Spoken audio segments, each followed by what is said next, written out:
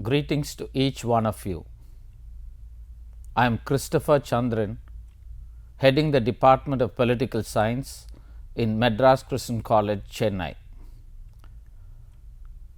Today, this lecture will talk about elections in India and also elections in urban local bodies, and hope you will be able to understand and have a clear picture about the electoral process in India at the end of the lecture. India is the largest democracy in the world. As you all know, democracy means by the people, of the people and for the people. If people were to elect leaders, it is always better that we conduct elections, and so India has adopted itself to be a constitutional democracy with a parliamentary system of government. And so, I repeat, at the heart of the Indian political system, India wants to always hold regular, free and fair elections, by which people elect their leaders, and we are against any form of hereditary rulers. Elections. When we talk about elections, in India we have two important commissions. The first one is called as the Election Commission of India, and the second one is the State Election Commissions. The most important function of the Election Commission of India is to elect members in the parliament, members in the state legislatures, and also conduct the election for the office of President of India and the Vice President of India. The State Election Commission has the responsibility of conducting urban local bodies election and rural local bodies election. So, elections happen by the Election Commission of India to select the central government, the state government, and the State Election Commission helps or assists to elect the local government. This is the logo of the Election Commission of India. We see people in tricolor. That is the important role that the Election Commission of India plays to give people the choice to decide their governments. Election Commission of India. Article 324 of the Indian Constitution created an Election Commission of India since 1950, and hence Election Commission of India becomes a constitutional body. It has a Chief Election Commissioner and two other commissioners since 1993. The important function of the Election Commission of India is superintendence, direction and control of the preparation of electoral rolls. It is the only body that recognizes and categorizes all political parties into national or state level parties. It also allocates symbols for each and every political party and individual candidates. The most important function would be to conduct elections and to declare results. This shows the demographics in terms of the role of Election Commission of India. You see the vastness of work that Election Commission of India does for the people every day. You see it covers about 3.3 million square kilometers. It deals with about 1.2 billion people. You also see the number of polling stations that they man is about 9,27,553 polling stations. 43 crores of male voters and 39 crores of female voters. There is always the third gender, which is about 25,000 people. Election Commission of India has the greatest responsibility of forming the government at the center. when we talk about the government at the center, the main role that the Election Commission of India plays is to elect the members of the parliament. As you see in the chart, Article 81 of the Indian Constitution provides provisions to elect the members of parliament in the House of the People, which is popularly called as the Lok Sabha. Article 80 talks about the election of the members of the Council of States, which is popularly called as the Rajya Sabha. So, as you see, the Election Commission of India conducts elections for 530 MPs at the state level and about 20 MPs from the union territories to the House of People or the Lok Sabha. It also conducts election to elect 238 MPs across India for the Rajya Sabha. And the most important thing is the Prime Minister and the Council of Ministers are elected from among the members of the Parliament. The second important role that the Election Commission of India plays is to form the government at the states. So, it conducts elections for the state legislatures by electing MLAs according to Article 170 of the Indian Constitution and also members to the Legislative Council in a few states under Article 171. By these, or to put it correctly, only from among these MLAs, the Chief Minister and the Council of Ministers are elected to form the government at every state. So, thus is the important role played by the Election Commission of India to form the government at the center and at the state level.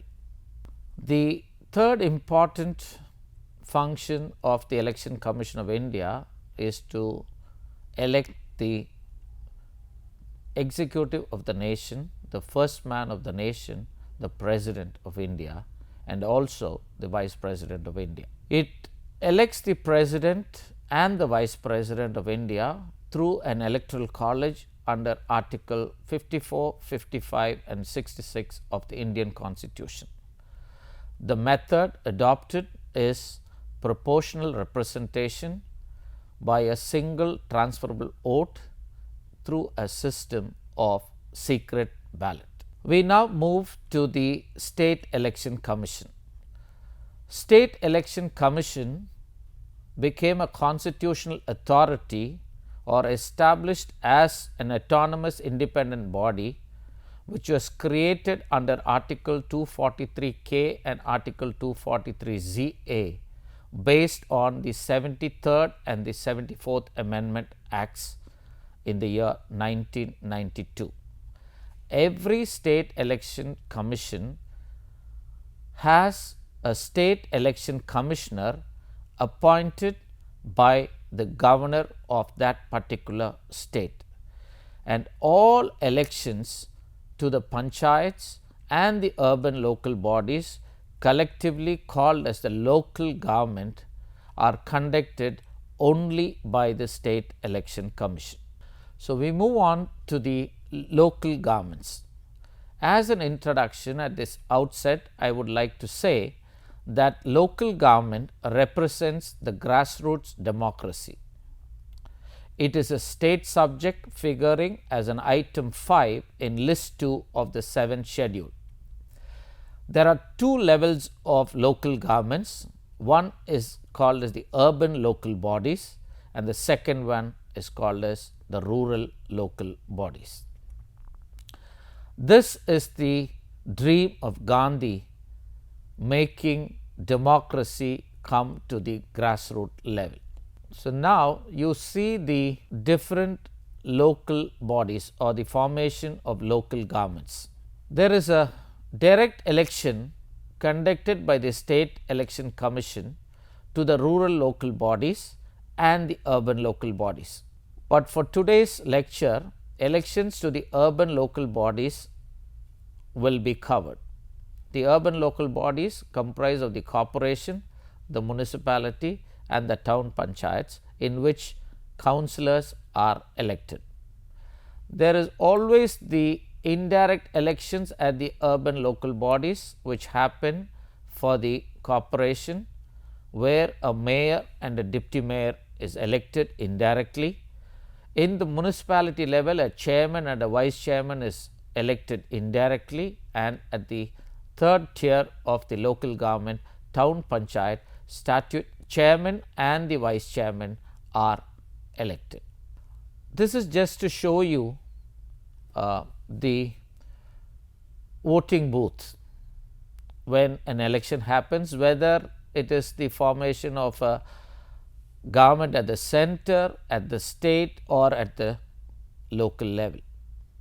As a person enters, the first picture on the left, the top picture on the left, shows a very clear thing about how people enter a voting booth, and then their names are checked and it is validated along with their identity card.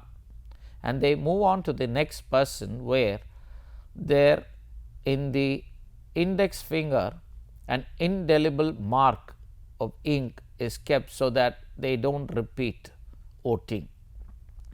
The third picture shows on the right top shows the secrecy with regarding to how a voter cast his or her vote. And you also see inside the booth, with the modern technology, we have electronic voting machines which are used to exercise their franchise or the right to vote. So, little bit of history with regarding to the urban local governments. In 1687, the first municipal corporation in India, especially in India, was formed. Lord Ripon's resolution of 1882 is hailed as the Magna Carta of local self-government in India, and hence Lord Ripon is always called as the father of local self-government in India. Indian Constitution has very clearly stated in the directive principles of state policy in Article 40 that the state shall take steps to organize village panchayats and endow them with such powers and authority as may be necessary to enable them to function as units of self-government. You see, this article is found in the directive principles of state policy, since this will act as the future policy for the governments, because local government was not a practical solution at the time of independence. It took nearly 3 decades before India could implement as a constitutional one in the year 1992. I just want you to focus on the position of the first Prime Minister of India, Pandit Jawaharlal Nehru, who defended the panchayat system by saying authority and power must be given to the people in the villages. Let us give power to the panchayats. Though the Prime Minister of India believed in the power of panchayats, but it took a long time due to so many socio-economic political reasons that we were able to implement only in the year 1992. The belief in local government led to the establishment of many committees like Balwant Rai Mehta Committee, Ashok Mehta Committee, G.V.K. Rao Committee, L.M. Singhvi Committee, to study how we could implement local government in India. And based on these reports of these committees, 73rd and the 74th amendments were passed to create the local governments in India. The local government, and especially for today's lecture, the urban local government, was constitutionalized through the 74th Constitutional Amendment Act of 1992. It added Part 9A and the 12th schedule to the Indian Constitution. Part 9A was entitled as the municipalities, which consisted of provisions from Article 243p to 243zg, which provides for all the subjects which come under the municipalities. Every state government in India have a constitutional obligation henceforth to adopt this system of municipalities, which is found in the Article 243Q of the Indian Constitution. So, now how are the municipalities constituted? Article 243Q of the Indian Constitution provides for three types of municipalities under urban local bodies. The first one is called as the municipal corporation, which is a larger urban area. The second one, the municipal council, refers to a smaller urban area. The last one is called as the Nagar Panchayat, which is an area in transition from a rural to an urban area. Every municipality has to be formed by conducting a direct election to every seat that is mentioned according to each state's quota under Article 243R. So, to conduct elections, every municipal area should be divided into territorial constituencies, which is always called as wards, which is found in Article 243R of the Indian Constitution. And every ward there shall be elected a councillor.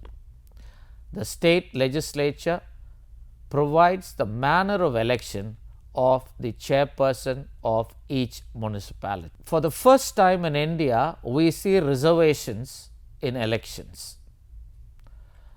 The following reservations take place with regarding to local governments alone, and especially now with regarding to the urban local bodies. Reservation of seats for the scheduled caste and the scheduled tribes will be made according to Article 243T clause 1 of the Indian Constitution. For the first time in the history of India, 1/3 of the total number of seats for women will be reserved under Article 243T clause 2. Even for the mayor and the chairpersons, reservation shall be based on scheduled caste, scheduled tribes and women according to Article 243T clause 4 of the Indian Constitution.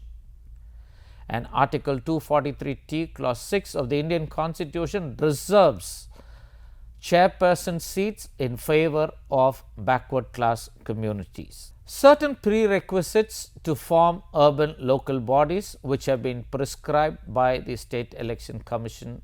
Every State Election Commission only has to conduct the elections to municipalities. There is a bar to interference by courts in all electoral matters of municipalities.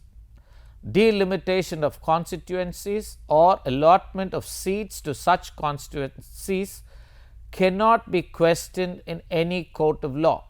No election to any municipality is to be questioned except by an election petition. There is an electoral roll that has to be prepared by the State Election Commission and also the Election Commission of India before elections are conducted. That is nothing but preparation of the eligible voter list. But the Election Commission of India and the State Election Commission prepare and revise or update the voter list in accordance with the provisions of the Representations of People Act 1950 and also the Registration of Electors rules in the year 1960. Now, we move on to the eligibility for electors.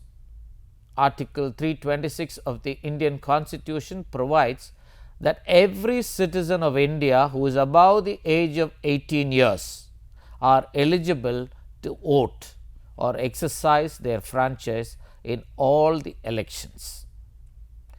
He or she has to be a resident of the constituency area.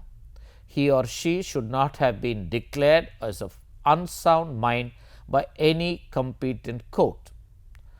He or she should not have been disqualified due to corrupt practices under the section 16 and 19 of the Representation of Peoples Act 1950 and also by respective states acts. For example, Tamil Nadu has a Tamil Nadu Panchayat Act of 1994 and that is applicable to all the electors in the state of Tamil Nadu, and they also should not have been convicted of offence punishable under chapter 9A of Indian Penal Code.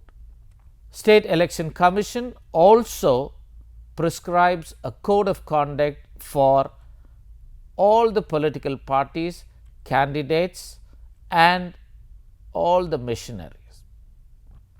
It prohibits first ministers from announcing any kind of financial grants after the date for conducting elections have been announced. The present government is not supposed to announce any new scheme or development projects just before elections. The model code of conduct prevents from making any ad hoc appointments in the government at the state level. Any form of influencing voters in favor of the ruling party is strictly banned. Eligibility of the candidates. Political party candidates or any individual can contest in elections. For the post of president, mayors or chairperson, the age should not be less than 25 years, whereas for the office of the councillor, the age should not be less than 21 years. A person can contest for both the election of president and the councillor simultaneously in any election. Elections to municipalities. Though the prescribed term for any municipality is 5 years, it is the duty of the State Election Commission to constitute a municipality before the expiration or the duration of the municipality. In case if a municipality is dissolved earlier than the prescribed time, elections have to be completed within 6 months from the date of its dissolution. This is the different types in terms of urban local government or a local body. There are 8 types of urban local government. The first one is municipal corporation. The second one is municipality. Third one is notified area committee, town area committee, cantonment board, township, port trust and special purpose agency. We will see them in details. Municipal corporation is established in a city that has a population of more than 1 million. All ward members are elected directly by the people and it has a mayor and a deputy mayor who are elected indirectly by the ward councillors. Municipality is a place with a population of more than 1 lakh. During municipality election, the town is split into wards and every ward a councillor is elected.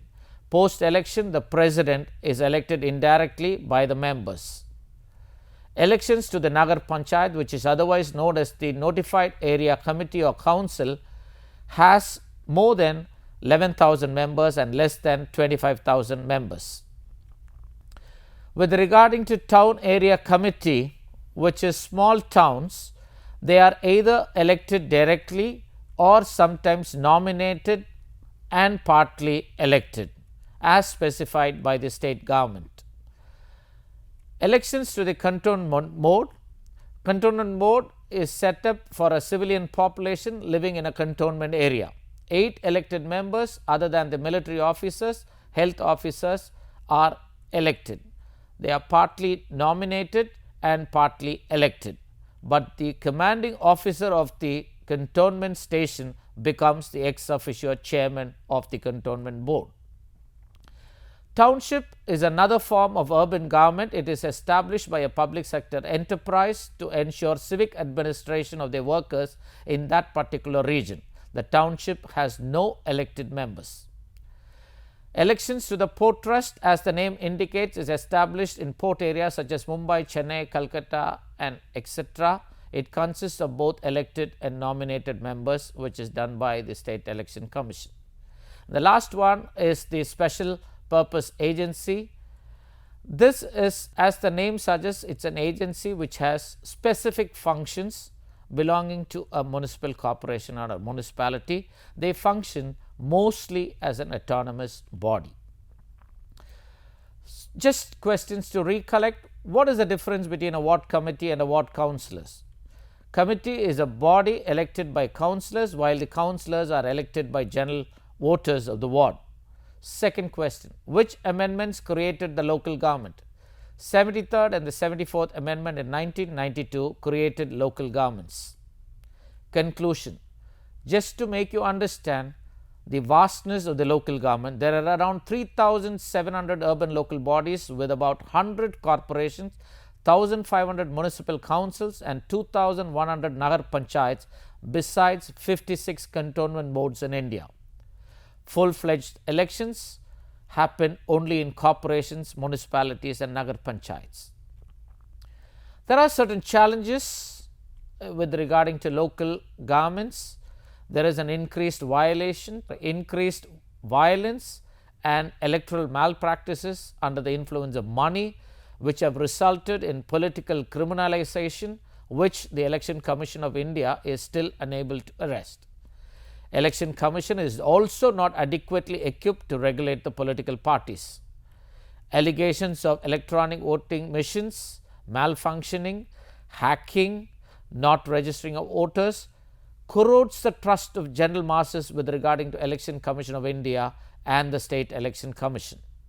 But there is, in spite of all the negative influences on the Election Commission of India and the State Election Commission, there is still a way forward. There is a possibility to install voter verifiable paper audit trail system in all the constituencies, which can give confidence on the Election Commission and the State Election Commission. The challenge before Election Commission of India and the State Election Commission is to be vigilant and watchful against any kind of collusion between the civil, police and the bureaucracy in favor of the ruling party.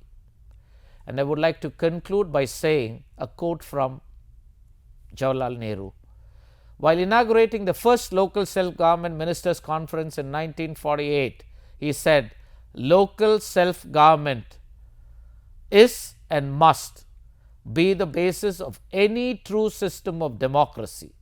We have got rather into a habit of thinking democracy at the top, which may not be success unless you build on its foundation from below." Jai Hind. Thank you.